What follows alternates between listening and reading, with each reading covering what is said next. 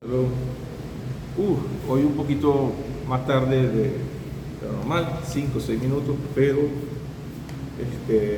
había un problema técnico, a veces pudimos resolver.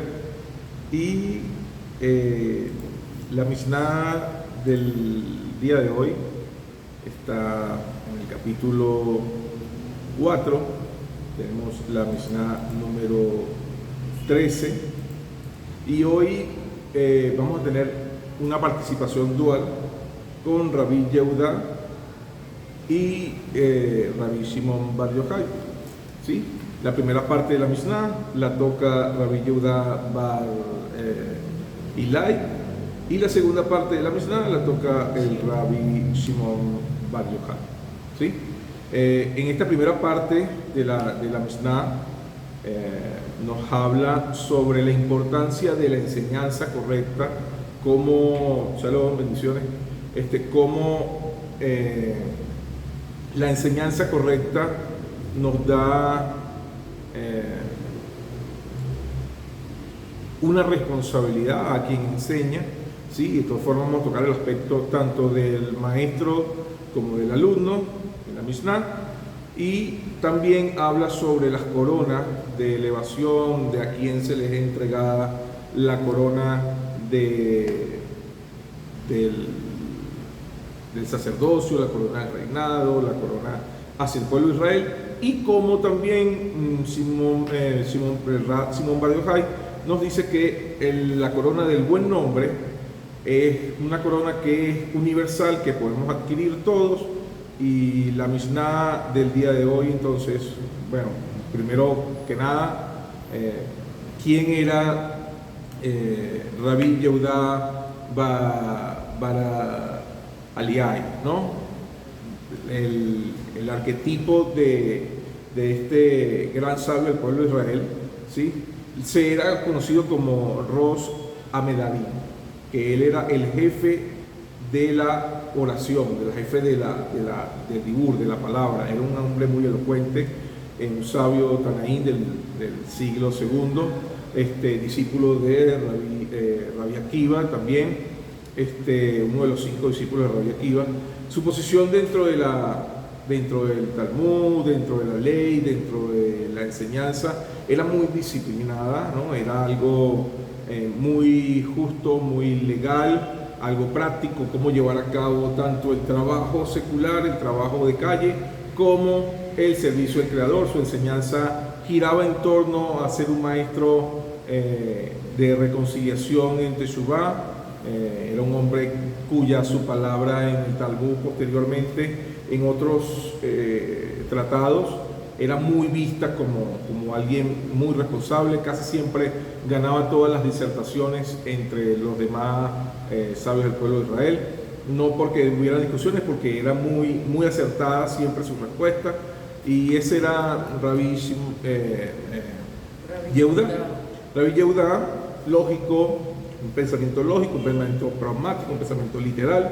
Y Rabbi Shimon Bar Yochai, bueno, la mayoría ya sí este nombre lo identifica con el Zohar, ¿sí? Se le acredita, según los sabios del pueblo de Israel y la tradición oral, que se le acredita todo lo que es el escrito del Zohar. Él estuvo 13 años en una cueva con su hijo, estudiando, aplicando todas las técnicas de Rabbi Akiva, potenciándolas en el Pardes y en otros renglones. Nos muestra en el Zohar cómo son los mundos, cómo son las sefirot, nos da una expresión a nivel de cuerpo de lo que es el alma y el cuerpo como corona, y nos da una posición en esta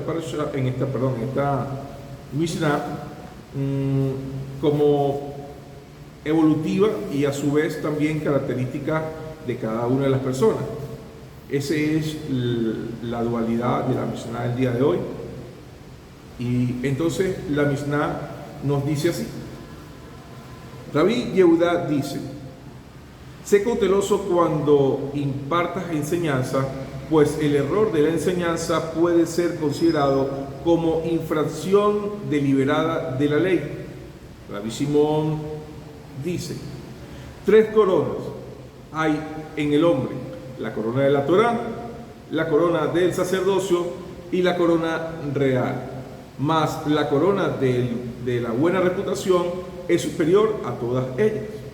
Entonces, vamos a tratar de evaluar la Mishnah del día de hoy desde los dos sabios, desde dos puntos de vista, y cómo esta primera parte de Rabbi Yehudá nos viene a tocar tanto al maestro como al discípulo. Vamos a ver un aspecto también de la Mishnah, pero un poco anterior, de cómo esta fuerza tiene un sentido que marcó al pueblo de Israel con grandes sabios, y al interpretar la enseñanza del maestro de una forma negativa, cayeron en el error de dejar la Torá.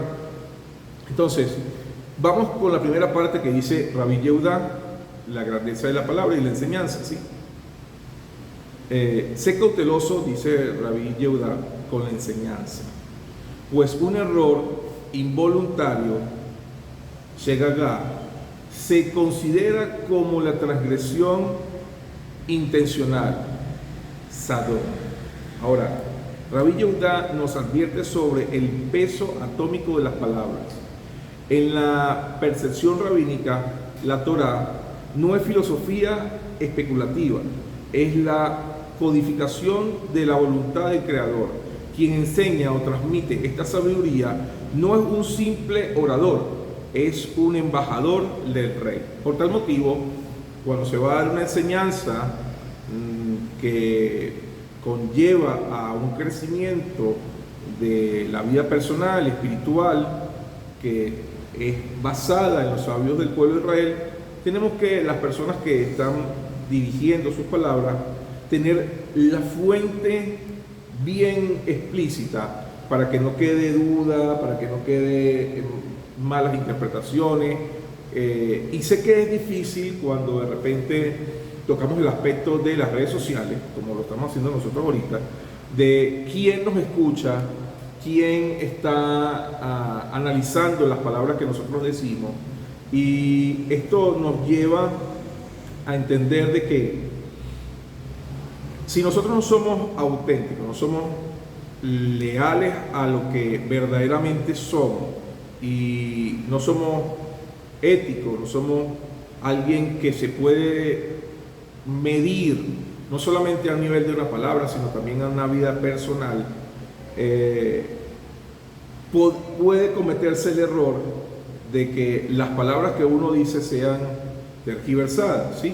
Y esto va a llevar al error, al shegagá, al error por ignorancia o descuido de parte del maestro o de parte de la persona que simplemente escucha para criticar o para condenar. Entonces, las personas que normalmente se acercan a una enseñanza de estudio de profundidad con la Torá, tienen que venir con una mente no prejuiciada a su punto de vista, a su percepción de cómo ellos analizan y entienden las cosas, porque lo más seguro es que lo tergiversen, ¿sí? Esto va a causar un efecto negativo tanto para el individuo que lo escucha como para la persona que lo transmite. Ahora bien, ¿cómo se hace este cerco si de verdad nosotros queremos dar un mensaje universal de la enseñanza de los sabios del pueblo de Israel, no viéndolo, sí viéndolo desde la religión, por supuesto, sí viéndolo desde el origen, sí viéndolo desde que es del pueblo de Israel, que pertenece a ellos, pero hoy quiero tocar un aspecto universal sobre la enseñanza, no tan directo y profundo como normalmente se analiza cuando hay personas que tienen un entendimiento más personal de lo que es la palabra de los sabios del pueblo de Israel. Cuando Israel es meticuloso y exacto en la transmisión de la Torá, establece la verdad absoluta al mundo, ¿sí? Al ver esta lealtad inquebrantable de la palabra, la humanidad entera aprende a desechar la mentira, la idolatría, la inmoralidad sexual, ¿sí? Y empieza a alimentarse más a un diseño de lo que quiere el Creador. Ahora, voy a leer un poquito lo que dice el árbol de la conciencia en el Midrash Bereshit 3, que nos relata un error de la enseñanza en historia que pasó con Adán al comer el árbol del fruto del bien y el mal, ¿sí? Cuando Adán le transmitió a Javá la enseñanza de que no se comiera el árbol, él cambió un poco la enseñanza de lo que el Eterno le había dicho. ¿Qué le dijo el Eterno literalmente a Adán? Y es para entrar en el punto de la enseñanza, cuando no se dice correctamente qué puede causar. Cuando Adán, el Eterno le dijo, no comas del árbol, dice Bereshit 3, que Adán le dijo a Javá, a su esposa, no comas ni lo toques. ¿Qué pasó cuando la serpiente trajo y impulsó a Javá contra el árbol a decirle, no, pero si lo tocas no vas a morir? Ella, al tocarlo y darse cuenta que la enseñanza que le habían dado no era real, asumió que tampoco moriría si lo comería. El error de la transmisión llegó a la transgresión de todo lo que el Eterno había dicho. Entonces, cuando agregamos para manipular o para controlar a la humanidad de parte de lo que es la enseñanza de Akadosh Baruj Hu, y obvio que esto es un tema muy delicado porque los sabios de Israel constantemente nos enseñan y agregan cómo debe cumplirse esa misma. Ahí ahí en ese caso no estamos hablando de manipulación, estamos hablando de orientación correcta. Y este es el cerco que hace verdaderamente Rabbi Yehudá. ¿Qué hace Rabbi Yehudá? Mira, cuando vayas a enseñar algo, hazlo de la forma más transparente, dándole a entender a las personas los pros y los contras de lo que puede pasar si no acata verdaderamente lo que se está diciendo. Ahora, esto es para con el que está enseñando a la persona. Pero hay un caso que, wow, es demasiado fuerte para el pueblo de Israel, porque en anterior estudiamos en el capítulo 1 a un sabio que es Simón Asadí, Simón el Justo, discípulo de, Antígono de Sojo, que es discípulo de Simón Asadí. En el capítulo 1, la Mishnah número 3, Antígono de Sojo dice lo siguiente. Antígono de Sojo recibió de Simón Asadí, y él solía decir, no seáis como siervos que sirven al amo con la condición de recibir una recompensa, sino sed como siervos que sirven al amo sin la condición de recibir una recompensa, y que el temor al cielo esté sobre vosotros. Ahora, en Abod Rabá Natán 5.2, que es un acontecimiento que pasó con unos discípulos de Antígono de Sojo. Dos discípulos de Antígono de Sojo recibieron estas palabras y ellos repitieron a sus discípulos, y analizando las palabras que acabo de decir de la Mishnah, dijeron estos dos discípulos, que son Sadó y Boetus. ¿Qué quiere decir? ¿Por qué nuestros antepasados dijeron esto? Es posible que el trabajo y el trabajador todo el día y no haya recompensa de salario en la noche. Si nosotros anteponemos nuestro bienestar y decimos que no tenemos ninguna paga, quiere decir entonces también de que si cumplimos misbó, no habrá paga en el mundo venidero, y no hay tampoco resurrección de los muertos. Esta fue la conclusión que sacaron Sadoc y Boetus, dos discípulos de Antígono de Samos. Entonces, la levadura del pensamiento separado de lo que es la enseñanza del maestro los llevó a transgreder toda la Torá y a desecharla por completo.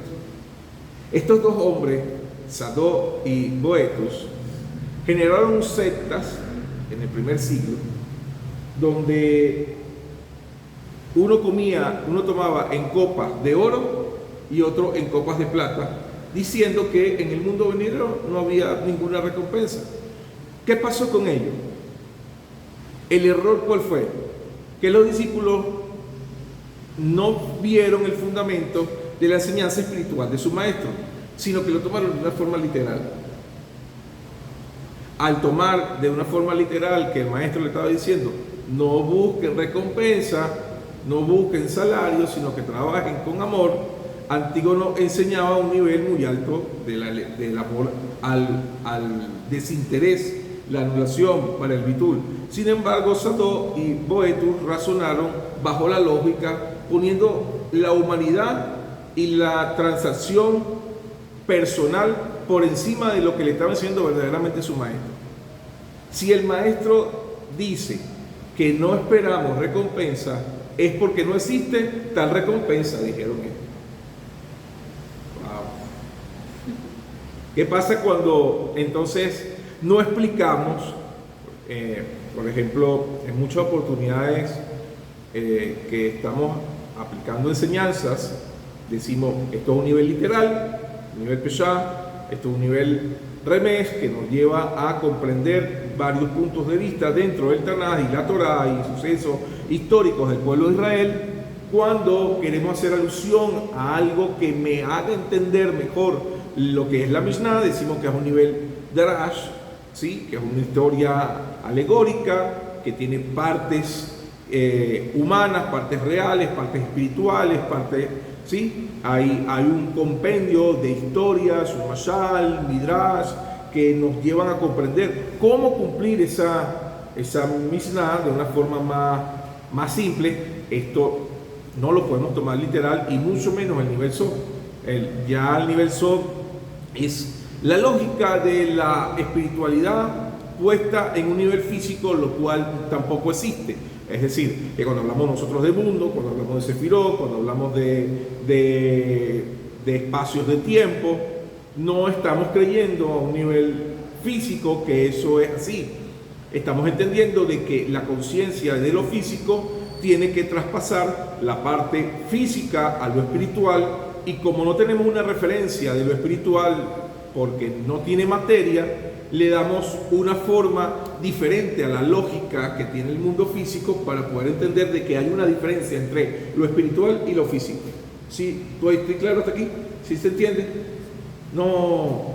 ¿Sí o no? ¿Sí o no? No. No. Sí. ¿Qué no entendiste? ¿Qué sí entendiste? Pregunta. Repita la última parte que me enredé, porque habló de la espiritual y la física y lo hablé y como sonó, lo dijo varias veces el mismo. Ok. ¿Qué pasa con una enseñanza cuando yo digo, como dijo Antígono de Samos? Si yo te digo que Antígono de Samos tuvo dos discípulos que tomaron la enseñanza de no seas como sirviente que sirve al amo, como la condición de recibir una recompensa, sino sé como un sirviente que sirve a su amo sin la condición de recibir una recompensa. ¿Esto es literal? ¿Por qué no es literal? O sea, no. Sí y no, porque sí va a recibir una recompensa, pero no hay que hacerlo con esa intención en su corazón de recibirlo. ¿Cuál es la aclaratoria que nos lleva a esa conclusión? El final de la Mishnah, cuando dice y que el temor al cielo esté sobre vosotros. Es decir, normalmente tú cuando haces un servicio, y es lo que quiere decir Antígono de Sojo, o lo que le quiso decir Antígono de Sojo a sus discípulos, lo cual ellos tergiversaron y no entendieron, y es bueno aclararlo. Antígono de Sojo dijo, mire, cuando vayas a hacer un servicio del Creador, hazte de cuenta que tú eres un siervo que le está sirviendo a su amo, pero un siervo no recibe recompensa del trabajo debido a que es un siervo y él es su amo. ¿Cuál es la recompensa que está recibiendo el siervo? El techo, la comida, la seguridad de un lugar estable, el saber que tiene un propósito para el día siguiente. Ese es el siervo, ¿sí? Ahora, si el siervo, adicional de eso, pretende que el amo le dé una paga por el trabajo que hizo, no esperes eso, porque ya la recompensa se te está dando. Por eso es que te dice, el temor al cielo esté sobre vosotros. ¿Cuál es el temor al cielo que debe estar sobre vosotros? El hecho de que estoy sirviendo por lógica. Si yo estoy sirviendo a un ser que es infinito, un ser que es eterno, un ser que traspasa toda la parte física, es de lógica también y de sentido común entender de que después de la parte física que tiene el cuerpo del ser humano a nivel de alma, voy a recibir una recompensa, pero que esa no sea mi motivación, que mi motivación sea lo que estoy recibiendo ahorita, que es vida, y eso a su vez es mucho. Antígono de Sojo trató de transmitir esta enseñanza a sus discípulos en este nivel, esperando. Y esa es la premura, ¿no? Hay veces que las palabras que nosotros decimos son simples y a la persona le parecen simples y dicen, bueno, entra en más profundidad, entra en más espiritualidad, entra en un poquito más de algo que me impacte, algo que transforme mi conciencia, que yo diga, wow. Pero ¿y si el Kelí no está listo? Lo que hago es que la persona tergiverse, use las herramientas de Kabbalah como amuletos, y ha pasado muchísimo que personas entonces muestran secretos que son reales, que verdaderamente tienen funciones, pero a nivel no de magia como la gente lo ha querido tergiversar y le ha querido poner que la Kabbalah ahora es una mística judía, así lo traducen. La mística judía es la Kabbalah, en el cual si tú lees el Salmo 50 veces va a aparecer una bolsa de dinero en la puerta de tu casa. No, dejen de pensar en Alicia del País de la Maravilla, por favor, de verdad. Eso sería hechicería, eso no es real. Tiene que haber una coherencia entre mi comportamiento corporal, mi acción, la parte que me corresponde a nivel físico, del trabajar, del esforzarme, del estudiar, del aplicar ciertas cosas a mi vida, para que Hashem, a su vez, que es Elohim, trascienda lo natural, que es Ateva, y permita que haya favor hacia mi persona. Es así como la fiesta de Purim.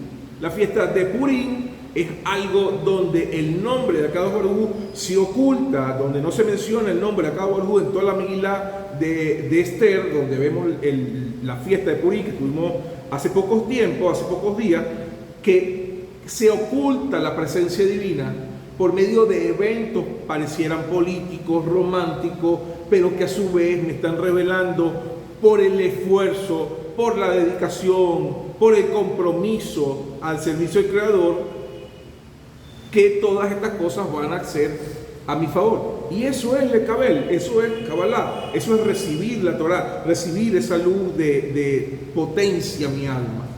A todo esto, ¿qué es el temor a Kadosh Baruj Hu? Ahora, si mi discípulo, si la persona que está recibiendo la palabra no tiene comprensión de todos estos niveles espirituales, y yo le hablo a un nivel espiritual, lo que voy a hacer es que la persona use estas herramientas de una manera desproporcional, inadecuada, creyendo que solamente yéndose al nivel espiritual, sin trabajar la parte física, va a tener algún logro. Eso no va a suceder. Y si sucede, no le va a traer ningún beneficio. ¿Por qué?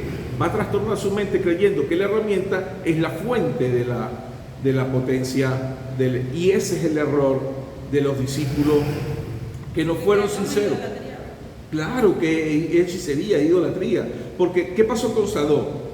¿Qué pasó con Boetos? Razonaron ellos, dice el Rambam, el Maimónides, ¿sí? En su comentario al Mishneh, el Rambam explica que Sadoc u Boetos sabían interpretar que la intención de su maestro era correcta, pero buscaron una excusa para liberarse de la carga de los preceptos según sus propios deseos físicos. Entonces tergiversaron las palabras al propósito del maestro. No puedes convencer a las masas de abandonar, como no pudieron convencer a las masas de abandonar la Torá, entonces ellos negaron la Torá oral y se desasociaron de toda la parte de los justos de los sabios del pueblo de Israel. Ahora, ¿qué dice Bartenura? Señala la advertencia de Antígono de Soro. ¿Cuál es la advertencia de Antígono de Soro para poder comprender todo lo que es a nivel espiritual? Y que el temor al cielo esté sobre vosotros. Fue añadido precisamente porque él sabía que las enseñanzas sobre el amor y el desinterés, el bitul, la anulación, podría ser manipulada y tergiversada. El Jafet Haim también habla sobre esto, enfatiza que en este caso enseñar la importancia y la precisión lingüística del maestro hacia un alumno es un corazón que busca beneficios personales, siempre encontrará la forma de distorsionar la verdad más pura. ¿Qué debe hacer siempre entonces un maestro antes de transmitir una enseñanza profunda? Evaluar el corazón de la persona. No es apto, no es digno, no importa que tanto insista, no ha pasado por el proceso de querer cambiar su vida. Es imperativo que el maestro entienda de que no todo se le puede enseñar a todos los alumnos. Porque así usa las palabras Así use las palabras más bonitas, más sabias. Si la persona está corrompida, la va a tergiversar. Ahí está la advertencia también de Antígono de Soro hacia el maestro. Tiene temor al cielo. No quiera transmitir una enseñanza nada más que por quedar como el elocuente, quedar como el sabio, porque de bendita memoria entendemos desde que la Torá fue dada del monte Sinaí a Moshe Rabbeinu, cuál es la premura de Moshe Rabbeinu en casi todas sus interpretaciones para dar al pueblo de Israel. Vayomer Adonai Moshe Lemor. ¿Qué significa Vayomer Adonai Moshe Lemor? Y dijo el Eterno a Moshe, habla, di estas palabras. No es algo de Moshe Rabbeinu. ¿Qué está hablando Moshe Rabbeinu? ¿De sí mismo? No, de Akadosh Baruj Hu. De allí entendemos que posteriormente, cada vez que nosotros queremos transmitir una enseñanza, debemos dar la fuente de quién dio esa enseñanza y que esa fuente a su vez tenga conexión con Monte Sinaí. Si no, corran. Porque cuando yo escucho o ustedes escuchen de alguien diciendo, es que yo les enseño, es que yo les digo, ahí está el ego hablando. Ahí está desconectado de verdaderamente la esencia de transmitir en humildad y tener temor a Akadosh Baruj Hu. Siempre que una enseñanza es transmitida de una forma sana, de una forma correcta, debemos buscar el origen de quién y qué nos está enseñando, basándose en dónde está.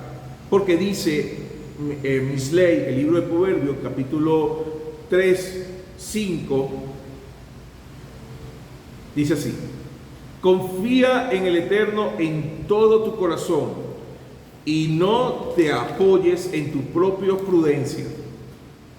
El caso de estos discípulos, del ejemplo que acabamos de decir, es que ellos se apoyaron en su propia prudencia, tergiversaron las palabras de su maestro a propósito para dejar de cumplir las mitzvot y así justificarse, acusando al maestro, diciendo, es que esto lo enseñó el maestro, pero a partir de ellos entonces empezaron a soltar la enseñanza de los sabios y crearon su propio pensamiento. Entonces, confiar en el Eterno con todo mi corazón y no apoyarme en mi propia prudencia es lo que me va a dar a mí verdaderamente el norte de lo que debo seguir, para que entonces la verdad de la enseñanza, tanto quien enseña como quien recibe, pueda ser de una manera buena, sana, productiva. ¿Sí? Bien, hasta aquí. ¿Quedó claro la primera parte? Sí. ¿Sí? Ok. El peso atómico de las palabras. Vamos con Rabbi Shimon Bar Yochai con las tres coronas. Dice así la Mishnah, que continúa después de lo que dice Rabbi Yehuda con respecto a las tres coronas: la corona de la Torá, la corona del sacerdocio y la corona real. ¿Sí?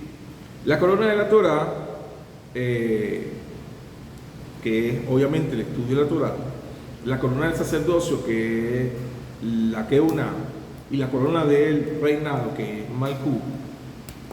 Todas estas son excelentes, pero la corona del buen nombre, del Shem Tov, se eleva sobre todas ellas. Rabbi Shimon Bar Yochai estructura las fuentes del liderazgo y la santidad que Hashem está establecida para el pueblo de Israel con estas tres coronas, ¿sí? Y un poquito de lo que Rabbi Shimon Bar Yochai nos relata sobre estas tres coronas, que es la corona de la Keuna, la corona del sacerdocio, fue entregada a Aarón y a su descendencia para siempre. Representa el puente ritual entre lo físico y lo espiritual, la expiación y la pureza. Esta corona es hereditaria, no se puede adquirir por méritos. Se nace con ella. Su composición es meramente sacerdotal de parte del pueblo de Israel. Son los Kohanim los que tienen la corona del sacerdocio. No hay manera de que una persona que no haya nacido de un Cohen tenga esta corona de la parte del pueblo de Israel. Esto es exclusivo del pueblo de Israel y de, en particular, la tribu de Leví y en particular de la casa de Aarón. Ah, no, que yo tengo corona de sacerdocio. Eso es mentira. Si usted no es Cohen, si usted no es levita, si usted no pertenece al pueblo de Israel, sangre, no va a adquirir esta corona. Luego viene la corona de la realeza. Esta fue establecida para David y su linaje. Representa la justicia social, el orden temprano y la dirección ejecutiva de la defensa del pueblo. También es hereditaria, es decir, tampoco la puedo adquirir por méritos.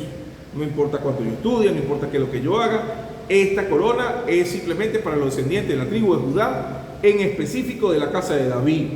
Nadie más puede heredar esta corona, es del pueblo de Israel. Primera corona, sacerdocio. Segunda corona, realeza. Estas coronas no son transmitidas por enseñanza, son herencia de sangre, linaje real. ¿Sí? La corona de la Torá, a diferencia de las dos coronas anteriores, esta corona fue depositada en el monte Sinaí y está disponible para todo aquel que desea tomarla. Como dice el Rambán, no pertenece a ninguna tribu específica. Quien se sumerge en el estudio y la adquiere, la mente de la Torá, supera el nivel espiritual de el Cohen Agadol ignorante, el que ignora su posición. Es la corona del conocimiento de la voluntad divina. ¿Para quién es esta corona? Para el pueblo de Israel. Cualquier perteneciente al pueblo de Israel que estudie Torah, que se haga de un nivel académico, rabínico, puede adquirir esta corona, y por supuesto es una corona que pertenece también al pueblo de Israel, aunque dice el Rambán a toda persona, se está refiriendo a toda persona del pueblo de Israel. ¿Quiénes pueden adquirir esta corona? Si una persona de otra nacionalidad que no sea perteneciente al pueblo de Israel, como nosotros, queremos adquirir la corona de la Torá, debemos pasar por el proceso de conversión, luego por el proceso de estar en una yeshiva, pasar por el proceso de convertirse en un rabino, y entonces así adquirirá la corona de la Torá. ¿Sí? Luego viene la corona que Simón Bar Yochai dice que es la mejor corona de todas las coronas, la corona del buen nombre. ¿Por qué dice Simón Bar Yochai que la corona del buen nombre es mayor que todas estas coronas? Porque las tres primeras coronas son instrumentos para el buen nombre. Yo necesito establecer a un nivel de integridad moral, de bondad, de absoluta confianza en que lo que voy a transmitir viene de parte del Creador, el fundamento de estas tres coronas. Es decir, si yo quiero adquirir un buen nombre, no se va a desarrollar ese buen nombre desde mi persona, se va a desarrollar ese buen nombre absorbiendo no la identidad, sino la enseñanza que verdaderamente tiene lugar para el Creador, que es la corona del sacerdocio, la corona del reinado y la corona de los sabios del pueblo de Israel. Cuando entonces yo aferro mi vida, a eso sí, cuando yo aferro mi vida a ese sacerdocio, a ese reinado, a esa ética, a esa moral, a esa justicia, me hago de un buen nombre, esto me lleva a tener el Selen Elohim, la imagen de Akadosh Baruj Hu.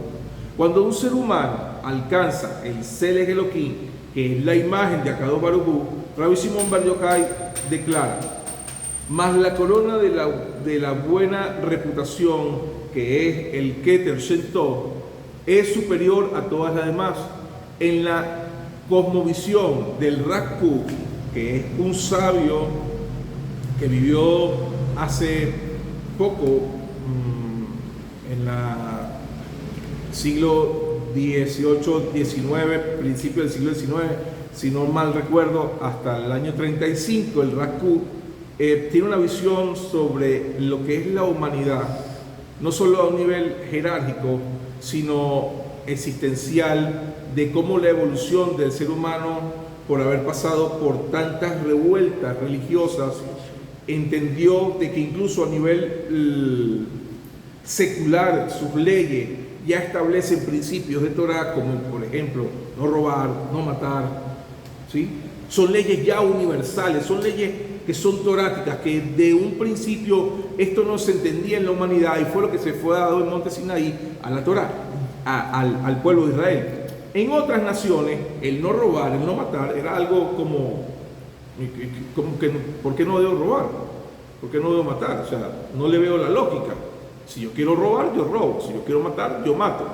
Esta ley hace más de 3000 años que se le fue dada al pueblo en Monte Sinaí, fue algo innovador para la humanidad. Al pueblo, por supuesto, tener esta voluntad de servir con estas premuras, fue elevada su conciencia, fue elevada su ética, fue elevada su moral, fue elevada muchos de sus principios que lo llevaron a tener estas tres coronas.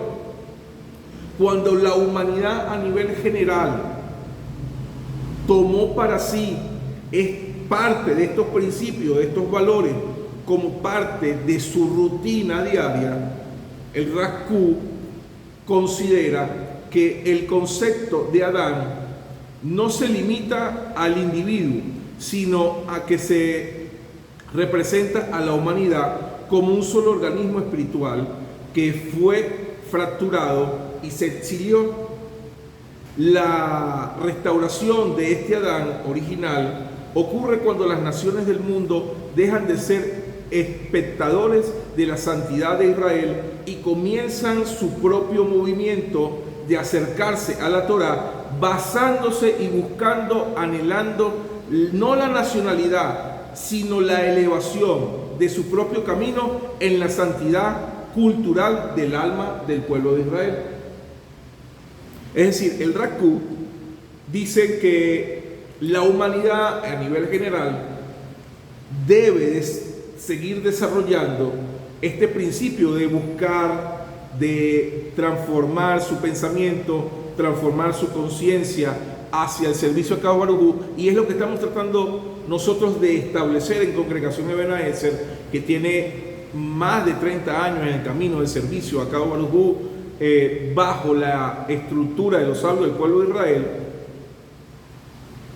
que hemos pasado por cualquier cantidad de transiciones a nivel de orientación rabínica, a nivel de enseñanza del pueblo de Israel, literal, que nos han permitido madurar, comprender que el pueblo tiene una posición jerárquica con estas tres coronas que acabamos de mencionar, pero que nosotros a su vez, las demás naciones, que nos aferramos, no tratando de usurpar un lugar, sino tratando de entender esta posición sagrada, y no usamos kipá por imitación, sino usamos kipá por respeto a esa tradición, a ese conocimiento, a ese estado de conciencia que tiene el pueblo de Israel, que tiene siempre alguien sobre él, que es Kadosh Baruj Hu. Nosotros entendimos ese proceso y imitamos esta posición de usar una kipá para que podamos entender de que la enseñanza que nosotros damos,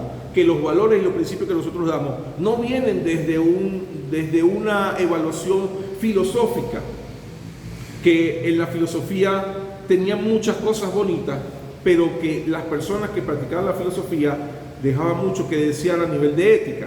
Por ende, nos hemos aferrado a la corona de los sacerdotes del pueblo de Israel, a la corona de los reyes del pueblo de Israel, a la corona de la Torá del pueblo de Israel, para poder nosotros hacernos de un buen nombre. Y entonces, así como enseña el Rascú y enseña la imagen del Sele Elohim, podamos entonces nosotros tener, como dice Simón Bar Yochai, un buen nombre. Esto nos va a llevar a un trabajo constante, diario, de humildad, cuando el ser humano, independientemente de su origen, alinee su voluntad a la voluntad divina y actúe conforme a su bondad, integridad y justicia. Esta corona del buen nombre empezará a tomar parte en él, empezará a tomar parte en su familia, empezará a tomar parte de restauración del Adán, de la humanidad. Adán no es hombre solamente, Adán representa a la humanidad, porque el Eterno dice en su palabra: varón y hembra los creó y llamó su nombre Adán, dándonos a entender de que Adán no es género, sino que es la humanidad. En la reflexión de la verdad de lo que dice Rabí Yehudá, las naciones, cuando analizan y estudian la Torá, debe ser de una manera limpia, debe ser de una manera no idólatra, debe ser de una manera que verdaderamente potencie a que podamos ser mejores personas a nivel casa, a nivel trabajo, a nivel padre, a nivel amigo, a nivel social, y que la armonía de buscar este buen nombre, no solamente para exaltarnos, para tener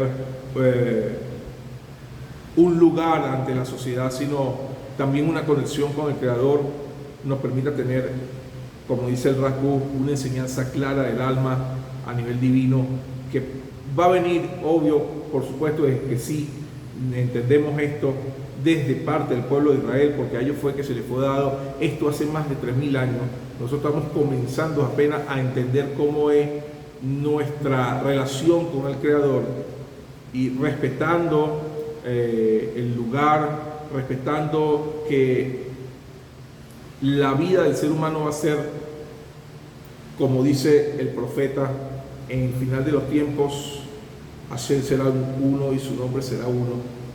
Esto va a llegar solamente cuando la conciencia de todas las naciones podamos romper nuestra estructura de orgullo, de ego y mantenernos en hacer un buen nombre para formar la voluntad del Creador en nuestras vidas.